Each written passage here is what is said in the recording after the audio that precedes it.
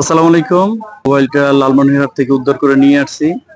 যার মোবাইল আমরা একটু তার কাছে একটু জানি। আসসালামু আলাইকুম।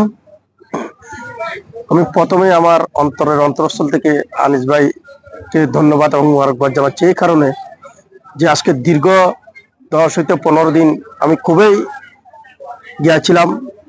কারণ আমার যে মোবাইলটা হারিয়েছে, আমার মোবাইলের মধ্যে আমার বিভিন্ন ডকুমেন্ট ছিল, যার কারণে আমি আনিস ভাইকে বারবার আমি বিরক্ত করেছি। তবে একটা কথা হচ্ছে যে আনিস ভাইয়ের খোঁজ পেতে আমার অনেক কষ্ট হয়েছে। এই কারণে যখন আমি ফেসবুকে যখন এটা আপলোড করি ভাই পতঙ্গা থানায়, তখন আমি আনিস ভাইকে এসে জানাই এই ব্যাপার, আমাকে দিলাম দায়িত্বটা। শেষে আমাকে বলছে যে ঠিক আছে ভাইয়া, কোনো সমস্যা নাই, মোবাইল আপনি ইনশাল্লাহ পেয়ে যাবেন। আমাকে 15-20 দিনের ভিতর আনিস ভাই আমাকে সুখবরটা দিল।